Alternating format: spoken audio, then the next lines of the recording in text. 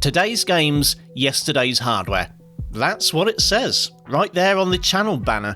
I wrote that because at the time there was a need for people to find well-priced older graphics cards that could play the latest and greatest games.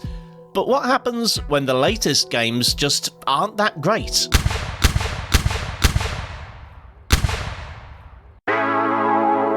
"2023 hasn't exactly been an inspiring year on the PC games front so far. Almost every major release has been flawed at best and a broken mess at worst, and even the few games that were actually decent had recommended system requirements written by people who haven't been paying attention to the price of new PC components lately.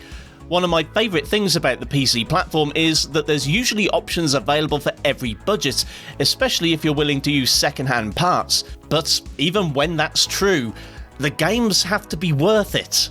Thankfully, the PC games industry didn't begin in 2023 or even 2013. There's a whole 4-decade-long archive of games for the PC platform, at least 2 decades of which can run on modern PCs without jumping through hoops.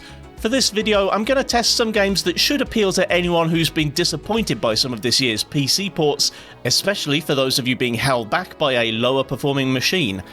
It's also kind of an excuse for me to play some titles from my utterly vast backlog. Of course, playing older games is no challenge for most of the test systems I built for this channel, so instead I'm limiting myself to a low-spec PC, in particular a Lenovo P500 workstation from 2014, which I picked up at auction for just £125. It has a 4-core, 8-thread Haswell Xeon, similar to an i7-4770, and a frankly overkill 32GB of quad-channel DDR4. It isn't really a gaming rig, at least not yet. I'll be working on upgrading it in a future video. Right now though, the key determining factor in how well this old PC can game is its graphics card.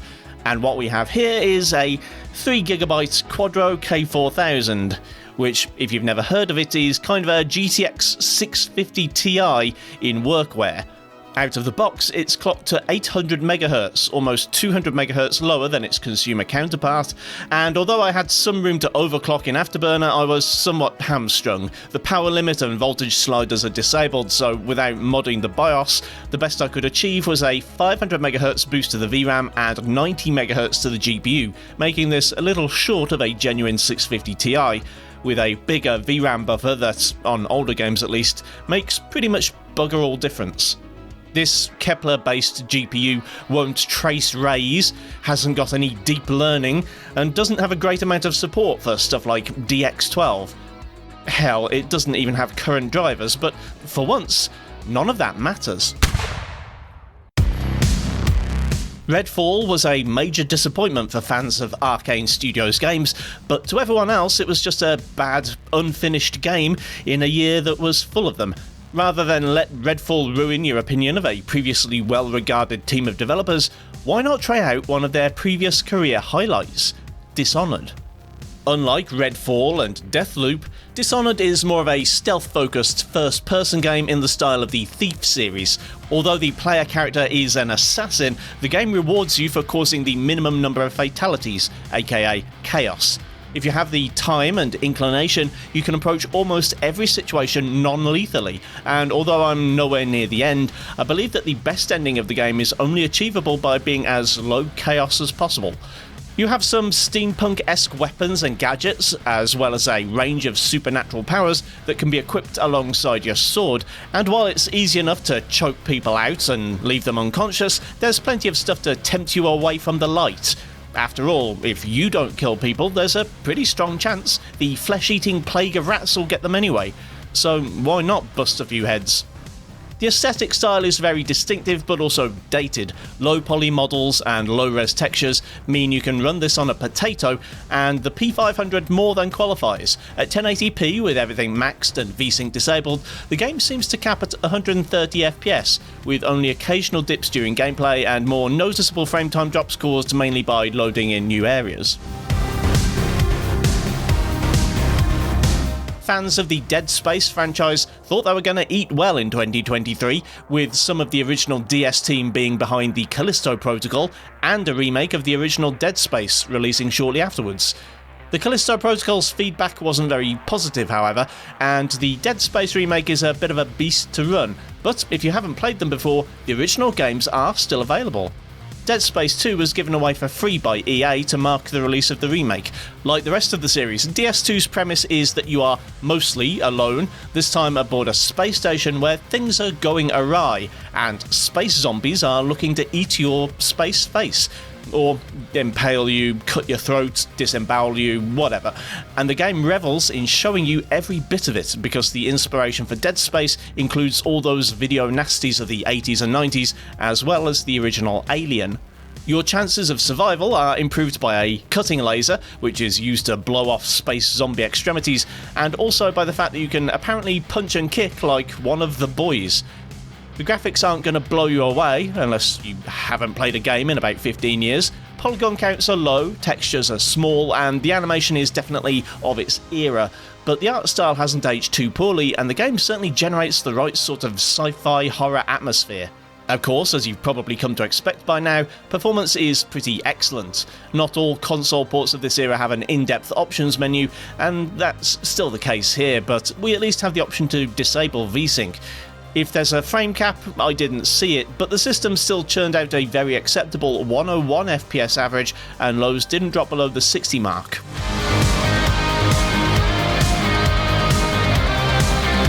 The 2023 port of The Last of Us Part 1, a remake of the remaster of the 2013 PS3 original, set a new bar. If this is what PC ports of console games were gonna look like, either people are all going to have to upgrade their GPUs, or nobody was going to buy console ports anymore. The Last of Us is actually a relatively unique game if you think about it. Zombie games usually tend towards two different styles, focusing on survival horror in the style of Resident Evil, or the joy of mowing down human-shaped targets without remorse in the style of Left 4 Dead. In search of a less demanding game that would scratch the same itch while not actually featuring the Z word, I looked instead at the 2013 Tomb Raider reboot. 1080p was the sweet spot for this system, though as the VRAM usage was rather pitiful, I adjusted textures up to Ultra. TressFX, the AMD hair effect that brings PCs of this era to their knees, was obviously not an option, but as it was, the benchmark managed a 70 FPS average with 56 1% lows. Ignoring the absence of mushroom zombies, there's plenty of the same DNA from The Last of Us and other popular games of the time. Early in the game, you start off in that familiar pattern of sneaking around, stealth killing and using the longbow and silent ranged kills, but by the end, Lara's a killing machine with a pistol, shotgun and AR. Some of the keybinds are a little obscure and took a moment to refamiliarise myself with, but in general everything feels familiar, just like most other third-person games of the era. The bloom effect is also very of its time, and makes the hunter vision a touch blinding compared to some of the other titles with this feature. I don't know if there's a mod that improves this, but if you have nostalgia for this era of game, then you'll probably just chalk it up as being all part of the charm. If you skipped Hogwarts Legacy for moral or ideological reasons, you're probably going to struggle with most of the games I recommend on this list. None of the corporations involved in developing or publishing games have particularly good track records. If, however, you just don't like Harry Potter and want something that treats magic a little more seriously, might I suggest the highlight of the Elder Scrolls series, Skyrim. If you've somehow managed to miss the fact that this game exists, it's a fantasy action RPG by Bethesda with real-time first or third-person combat set in a vaguely medieval, quasi-Scandinavian world. You have melee weapons, bows, and, of course, magic. The magic isn't quite as whimsical as in the Potter universe. I don't think there's an equivalent to Flipendo, but the Dragonborn shout is a damn sight more entertaining than Avada Kedavra. As a 2011 game, it ain't particularly demanding. The setup process recommended Ultra, however in actual testing it dipped below 60 from the beginning, so I soon dropped to High. Beyond that, performance is kind of irrelevant. The game has a 60 FPS cap, which, like other games of this era, can be modded away or disabled using a command in the Steam launch arguments, but this inevitably has a negative effect on in-game physics or animation, so it's probably best left alone. I saw a pretty constant 60 with a few dips at 1080 high, and this was good enough for me. The default game isn't much of a looker, especially compared to what can be done with modding. However, you need a far more capable machine than this one to achieve that level of quality, so I wouldn't worry about the base game's graphics and just enjoy one of the most popular RPGs of all time, even on a PC that couldn't get to the menu in Hogwarts Legacy. I freaking love Respawn's Star Wars games. Fallen Order is the only game I've played through more than once in years, and I'm looking forward to playing through Survivor one of these days, but I'm not blind to its flaws, even ignoring the huge 155GB install size and sky-high system requirements. Can you romance Grease? No, you can't. There is a galaxy-trotting, story-driven sci-fi space opera that does let you romance other characters, both human and alien, and that's Mass Effect. It had a recent facelift in the form of the Legendary Edition, but I'm looking instead at the original 2007 version. This means you get some surprisingly good character models and animations, and cutscene camera direction that was incredibly cinematic for its day, but texture quality that clearly wasn't ever meant to be shown on anything higher res than a CRT television. Performance is, again, irrelevant. The game capped at 62 FPS, which the K4000 can drive in its sleep. There are a few mods around to improve texture quality, update the user interface to be less obtuse, and otherwise make this a better experience, and I'd argue it's worth the time. The gameplay is part third-person shooter, part tactical squad shooter, and part RPG, and your decisions have an impact on how the game plays out, though admittedly that doesn't always carry across games in the series. Now, I'll admit, it's not a lot like Jedi Survivor. I had thought about testing Knights of the Old Republic, which is an earlier BioWare game with some similar gameplay set in a pre-Disney era Star Wars universe, but you can literally play it on a smartphone, so I'll throw in a different bonus game instead. Star Wars The Force Unleashed is, as I write this, included with Amazon Prime gaming subscriptions. It's not a great game, but if you need a fun Star Wars kick for a budget PC, it is certainly almost that.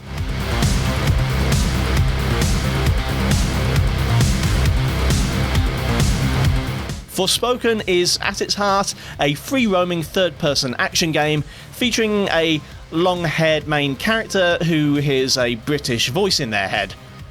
That, admittedly somewhat cherry-picked description could also describe Middle-earth Shadow of Mordor. Yes, Shadow of Mordor itself has been derisively called an Arkham clone, but it still managed to get a far better critical and audience reception than Forspoken did, and it doesn't have an insultingly high set of system requirements. Also, for a 9-year-old game, it still looks better than this year's Gollum, though that isn't saying much. Either because of its relative recency or its AAA heritage, this one's a bit more demanding than the other games tested so far. 1080p is possible, though it requires dropping to medium to get even a near 50 FPS experience. Again, there's room to bump textures up to high, but 60 FPS would require lower settings or a resolution drop. Also, the download size might be off-putting. Even in 2023, a 42GB download isn't something everyone can do lightly, and in 2014 it must have seemed like a bad joke.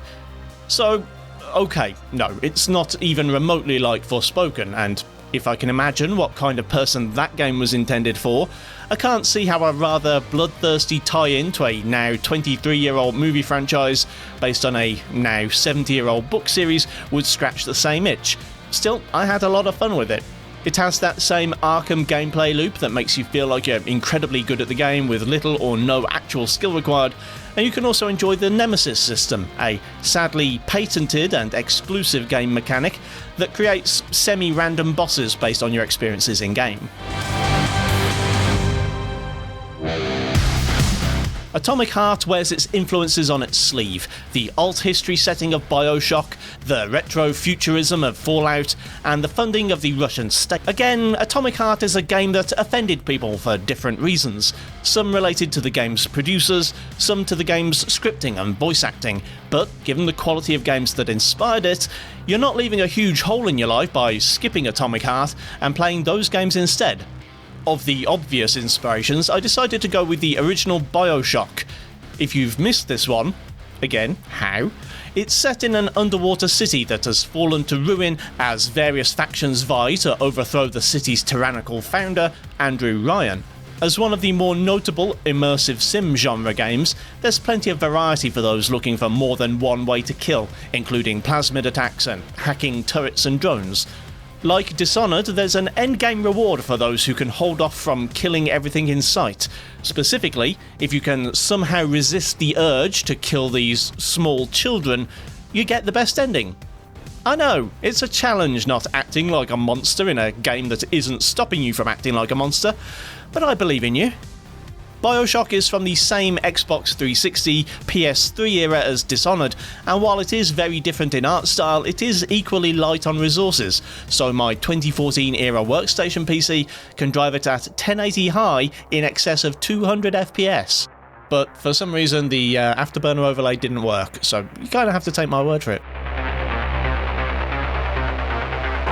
Is Cyberpunk 2077 too buggy and system intensive for you? Still aching for some neon-drenched future dystopia? Well, I purchased Cloudpunk after watching a YouTube video a while back, but never actually got round to playing it. Someone on TechDweeb's Discord brought it up a while back, and at just 6.6 gigabytes, it seemed like a good fit for this project.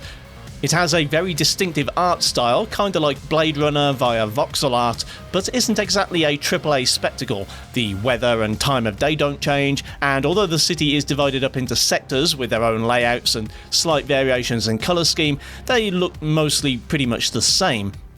Gameplay kinda reminded me of G-Police from the PS1 era in some ways.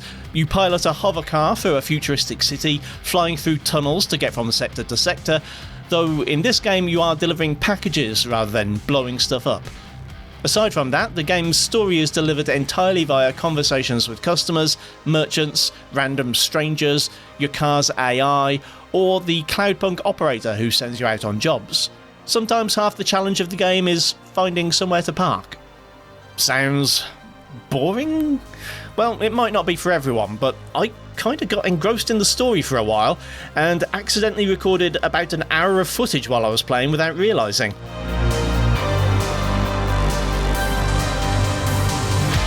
I don't want to spoil anything, but your conversations do evoke the game's dystopian setting and give a sense of the wider society in which the game takes place, and gives you some morally interesting choices to make.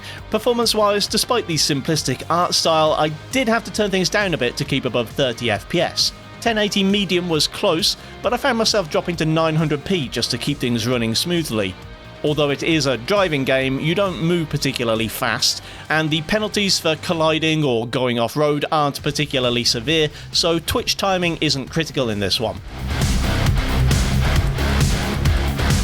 Okay, so I admit this is a bit unfair. The Battlefield series has been in a state of terminal decline for a long time, though usually after a few months of critical lambasting, the games tend to get a slight reprieve from fans as problems eventually get fixed. 2042 is currently going through this re-evaluation, so it might not be completely fair for me to call it bad anymore.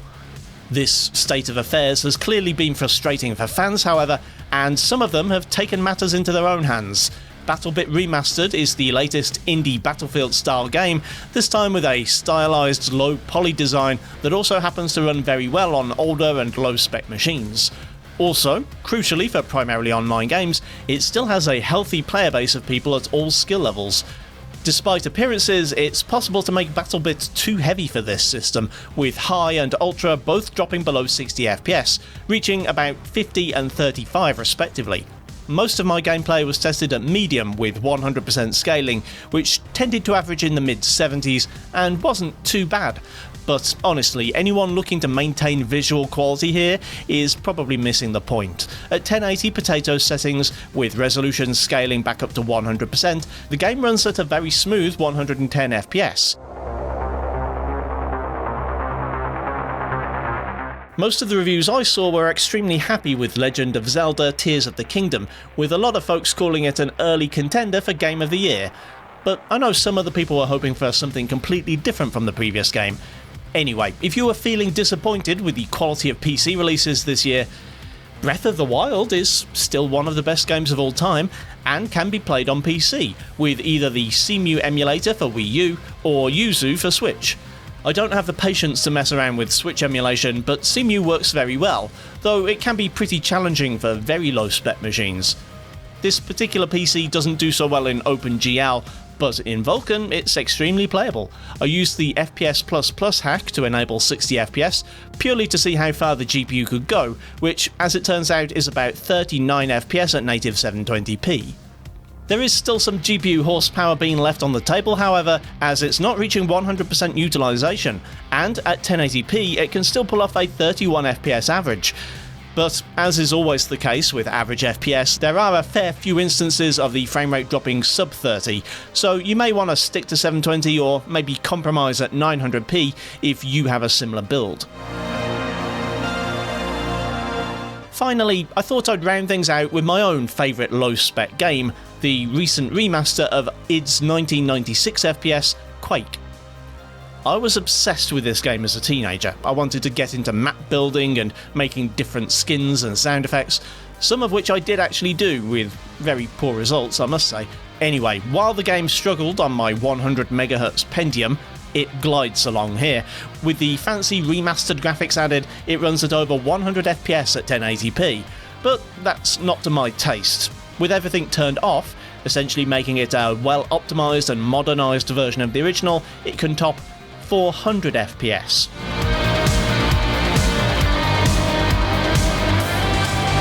Of course, I didn't spend £125 on this old workstation just to play old games on it. This platform can support some incredible CPUs and should be an excellent start to a budget gaming rig. Next time you see it, I'll have swapped out the hyper-threaded quad-core for something a little more at home in the 2020s, and the Quadro is going to be replaced with a GPU that can blitz through modern titles. Keep an eye out for that in a few weeks' time. If you're watching this video around upload time, I'm on holiday for the next 2 weeks, but I should have a couple of videos queued up, at least if I wasn't lazy and ran out of time. Thanks for watching, kindly do the usual YouTube things if you feel so inclined, and I'll see you next time.